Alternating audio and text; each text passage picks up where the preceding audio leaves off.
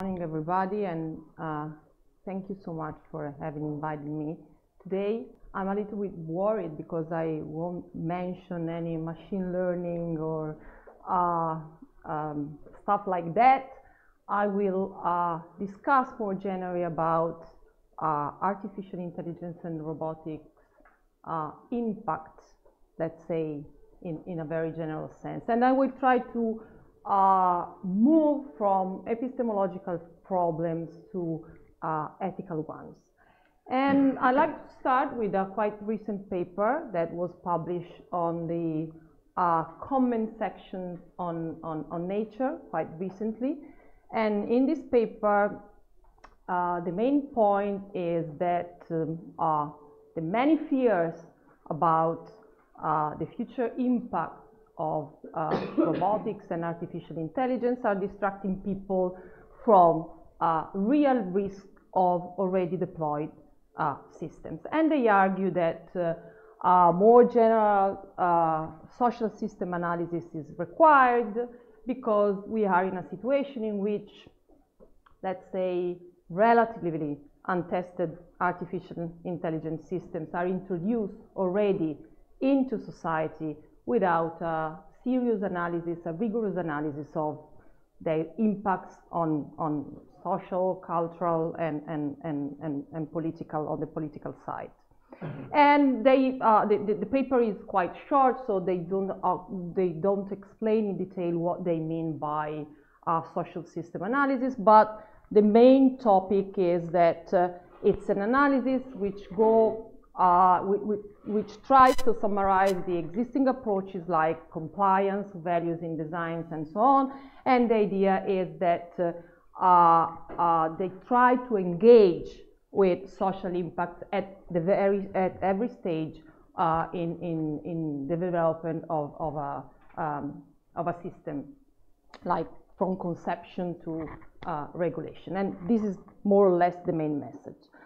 But today, my main message is to go a little bit, to make a step back and to go back to some epistemological problem, because I think, of course, that we need, if we want to evaluate in a rigorous way these systems, we need both ethics and epistemology.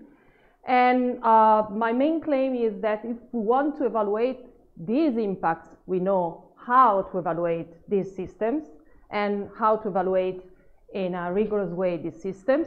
And so I will not focus mainly on the ethical consequences, but I will focus much on the radical epistemological shift that we can observe in discussing about experimenting on robotic systems. And I will focus on autonomous robotics in particular as a case study where autonomy, and I consider autonomy in a very large sense. So I'm going to start with a very sketchy overview about experiments in autonomous robotics and the way in which experiments are discussed in autonomous robotics and are applied. Then I will focus on a different notion of experiment, different from the traditional one of ethics experiment that I and my colleague Francesca Migoni have called explorative experiment.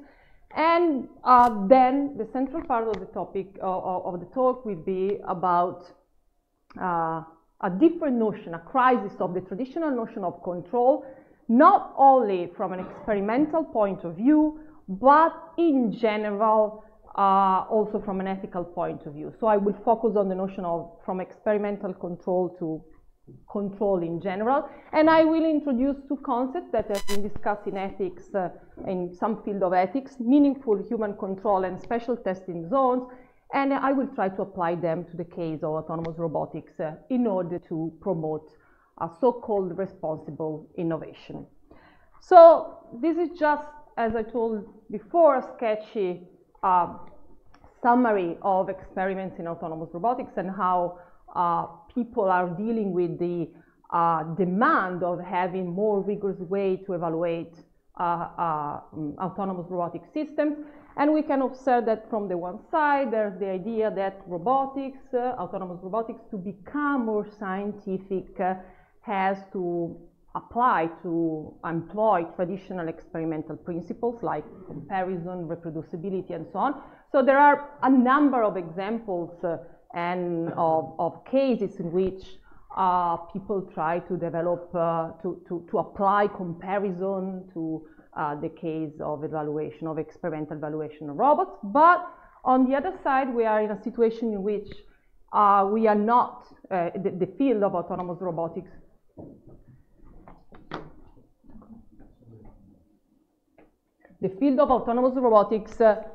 is not applied yet this kind of rigorous evaluation for a number of reasons. I think a very interesting example is that there's a very, very rare reports of anomalies or negative results. So it's a situation in which, from the one side, there's the idea of having inspiration from traditional natural sciences, but from the other side, having many difficulties in applying these principles. And I think that one of the reasons for this sort of dichotomical situation is that here the problem is that in a field, let's call an engineering science, let's call autonomous robotics and engineering science, we cannot simply try to adapt traditional concepts like the concept of experiment, and in particular the concept of epistemic experiment, but we need to develop some novel notion of experimentation, and in particular a notion of experimentation that takes into consideration the fact that robotic systems are technical artifacts. They are not natural objects. They have been created by humans in order to fulfill a technical function, and so they have a use plan, and so experiments are carried out in order to check whether these artifacts are meeting the desired specification by means of their technological production. So this is very important to keep in mind. To develop a novel notion of experimentation, I think it's very interesting to consider the idea of directly action-guiding experiments that has been quite recently proposed by the philosopher of technology Sven Ove Hansson. And he says that an experiment is directly action-guiding if and only if it satisfies two criteria. The first criteria is that the outcome looked for should consist in the attainment of some desired goal of human action, and the intervention study should be potential candidates for being performed in a non-experimental setting in order to achieve that goal. This is a quite philosophical way of putting things, but let's just think to a clinical trial and the way in which clinical trials are exactly sort of technological forms of experimentation that are driven by practical needs. And the book, and in particular the paper to which I'm referring, it's very interesting because Hansson provides also a very detailed historical reconstruction, and he said that this form of scientific of experimentation were already present in pre-scientific times, and he also this form of experimentations were important to develop traditional form of scientific experimentation. But let's focus on the experiment, on the kind of form of directly action-guided experimentation that we can find in autonomous robotics. Let's consider a systematic experimentation on an autonomous robot which has to assist an elderly person in her home. Here we can see that the outcome looked for, so the first condition for defining a directly action-guided experiment is the proper interaction of the robot with the person, of course, which is, of course, is natural but not so easy to achieve, and the kind of intervention which is required to have this form of experimentation is the careful tuning of the abilities of the robot to achieve that goal.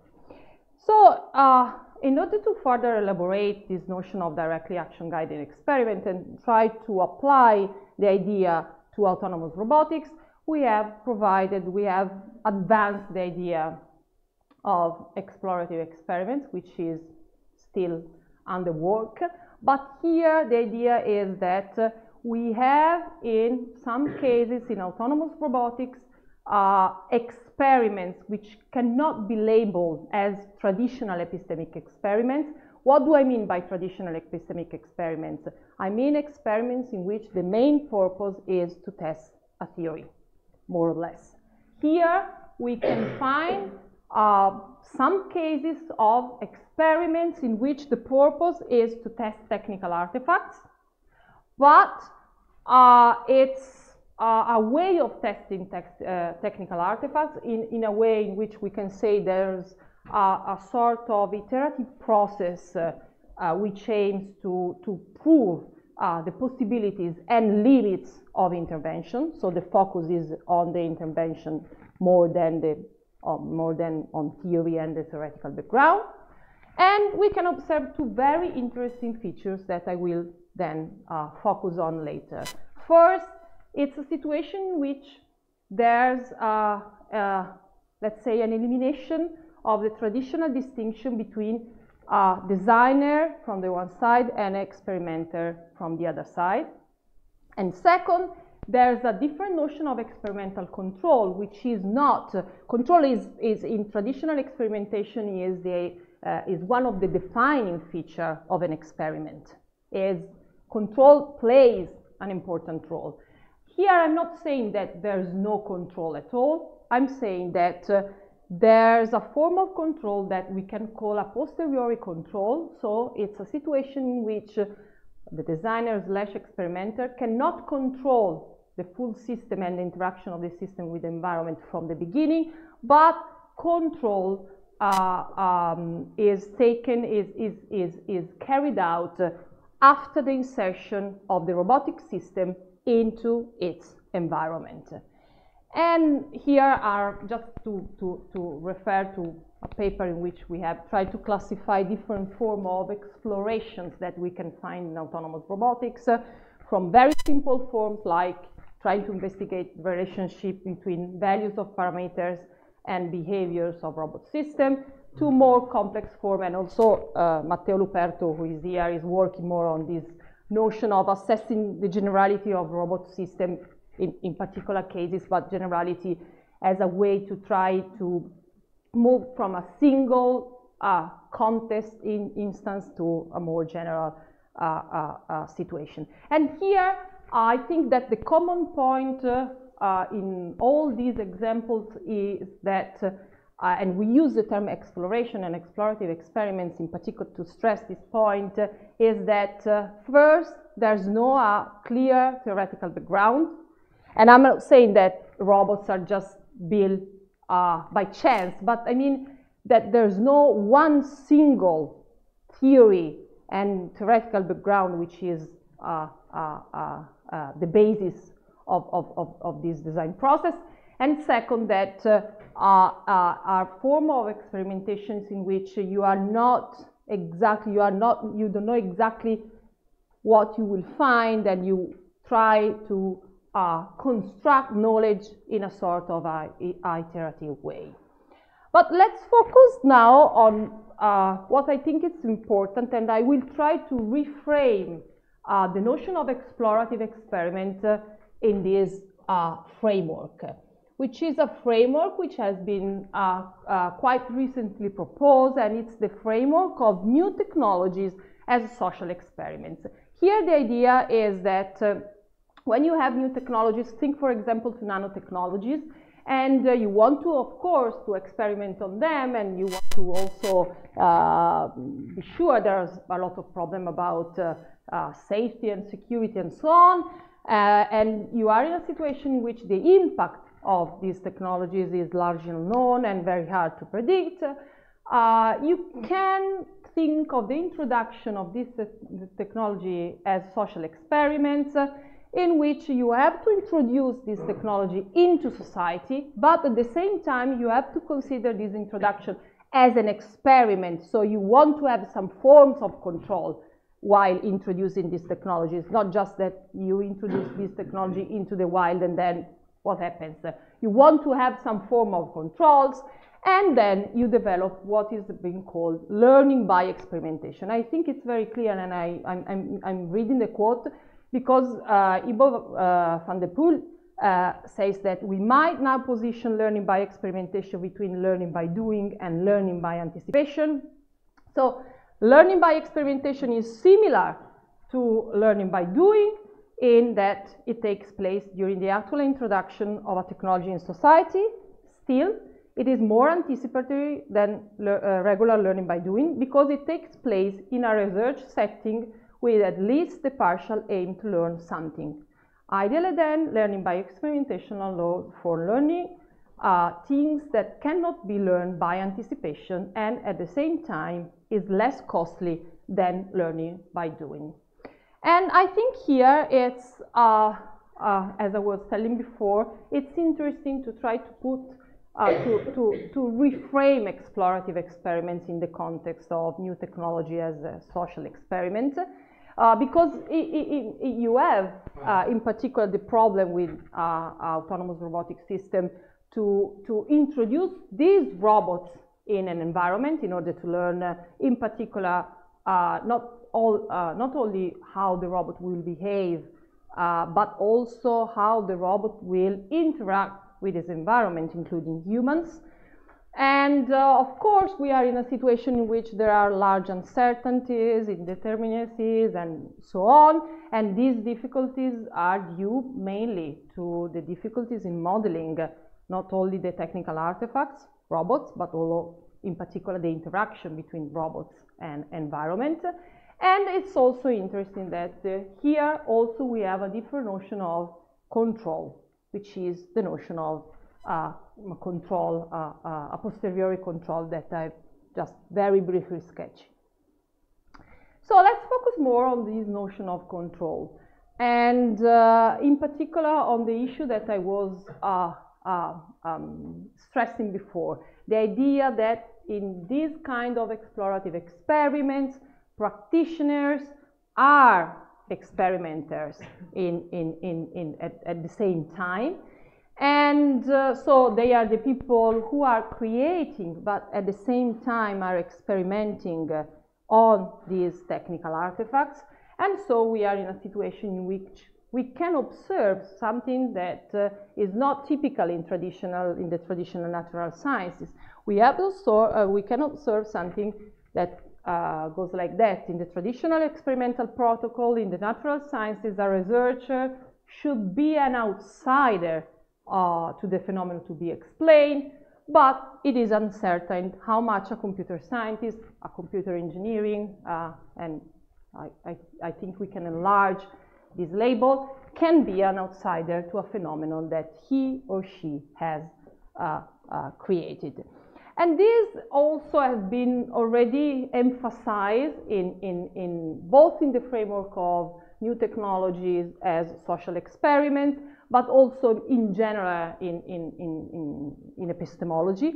And it has been labeled the crisis of the traditional control paradigm, in which this is the description of the traditional, the first part is the description of the traditional control paradigm. The experimenter somehow is able to intervene in the system she is experimenting on, and the notion of intervention has a clear meaning.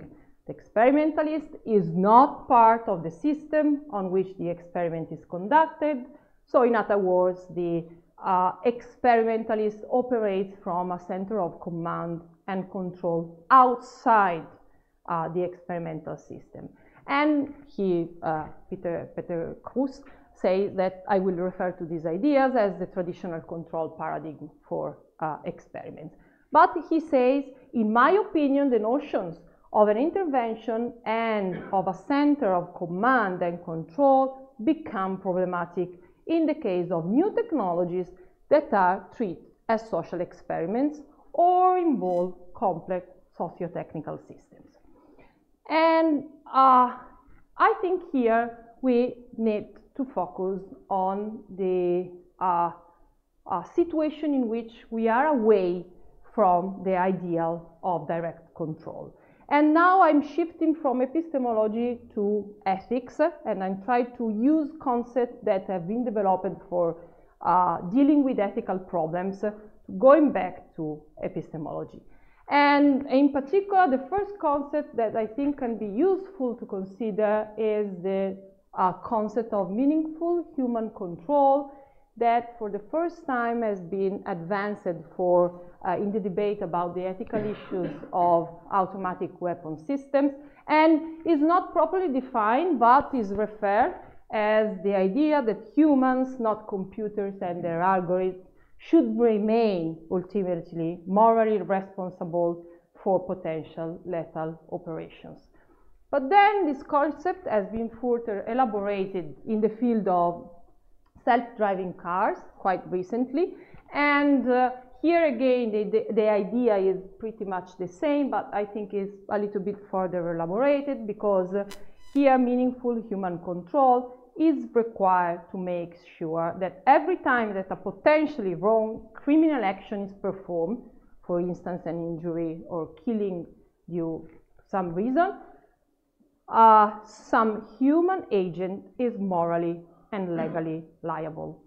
This is very difficult because then again this notion requires a lot of elaboration, and I think but it's very interesting that this notion has been elaborated in the context of the ethics of self-driving car, and this is a white paper that was commissioned to the author by the Ministry Dutch Ministry of Infrastructure and Transportation.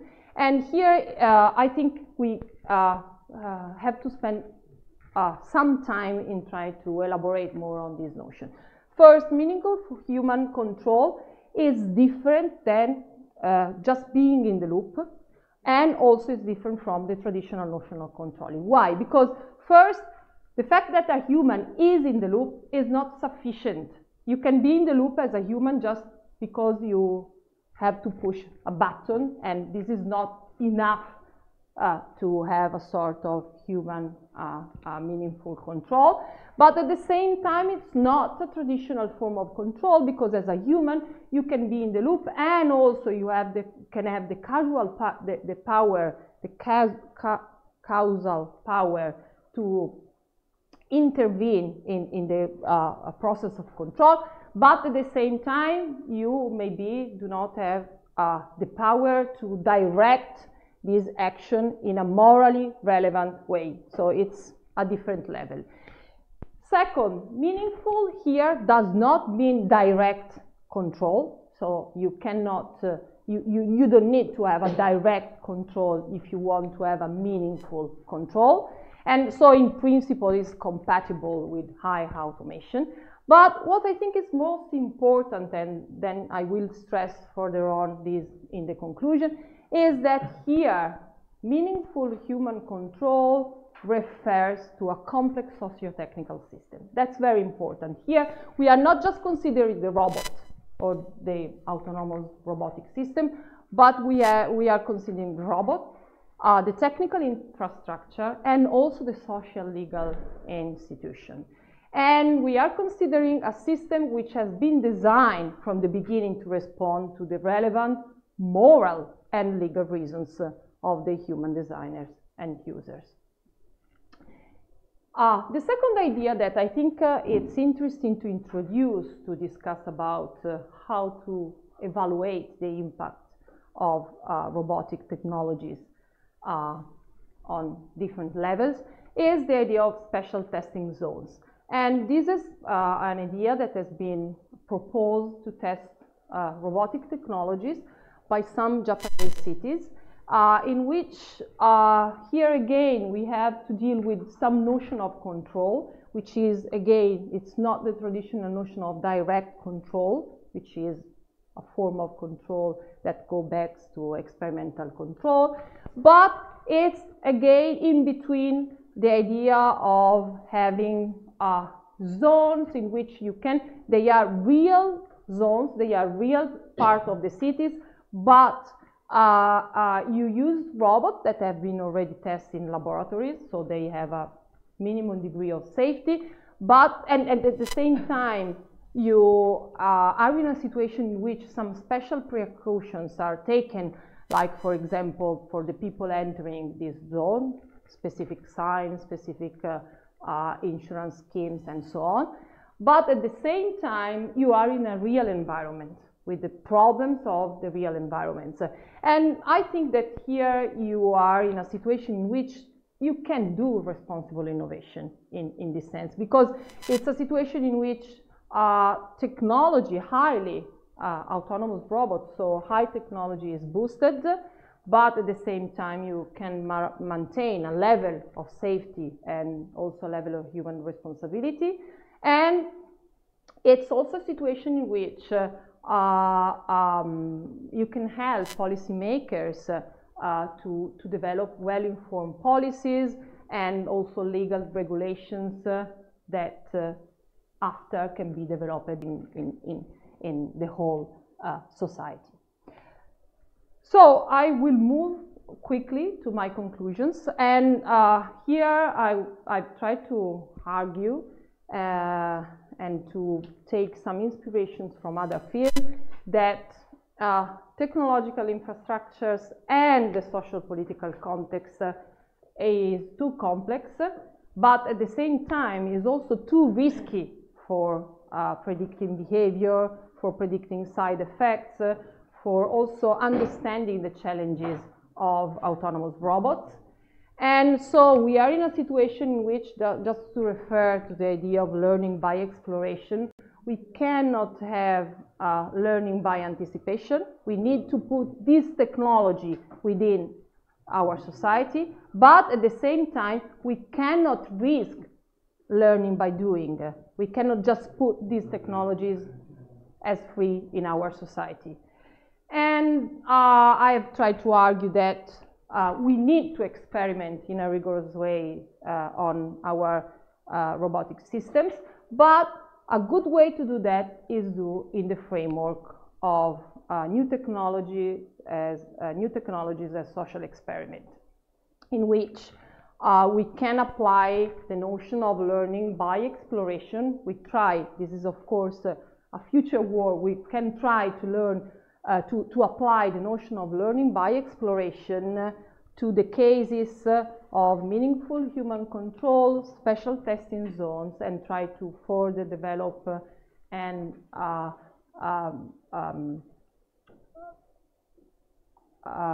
construct on these notions.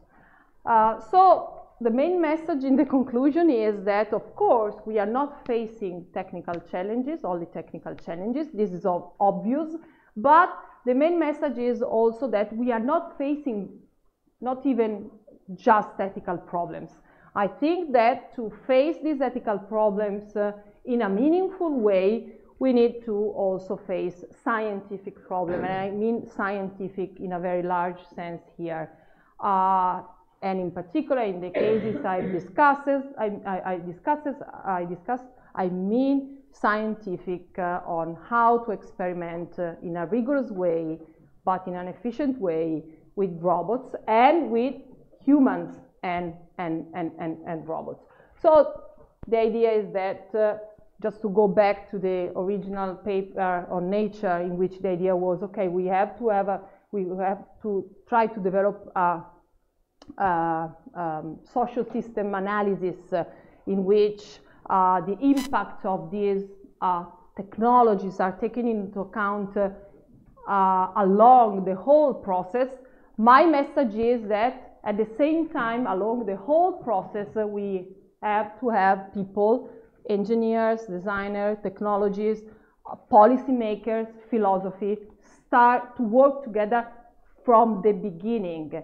And this is, I think, one of the ways to promote responsible innovation and to try to solve ethical problems and to try to anticipate and possibly solve these problems by design. Thank you for your attention.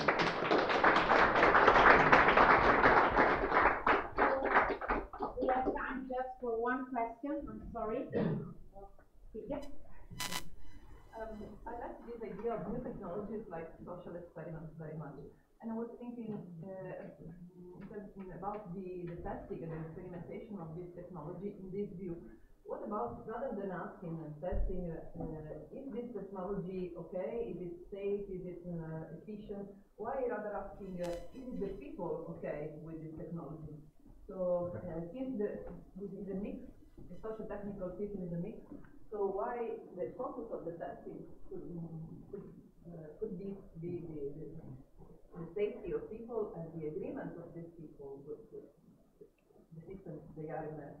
Yes, you're right, of course, that's very important. But the problem is that even if apparently it seems a very easy problem to say, okay, I've designed a technical artifact and with some requirements, so I am the designer, so I know how the technical artifact works. This is not so easy in practice. So I'm a step back, and of course this is a problem, but the step back is that sometimes we don't even know exactly in reality, in a real environment, how a technical system will work and how will interact with people and the environment. And so that's the reason why I think it's very important, also from a methodological point of view, to try to develop rigorous experimental practices already from the beginning. And I think that we need to also accept that we are dealing with a different notion of experimentation. Not always, but sometimes. It's not the traditional notion of experimentation elaborated in philosophy of science and in philosophy of experimentation. Okay, so thanks. Sorry.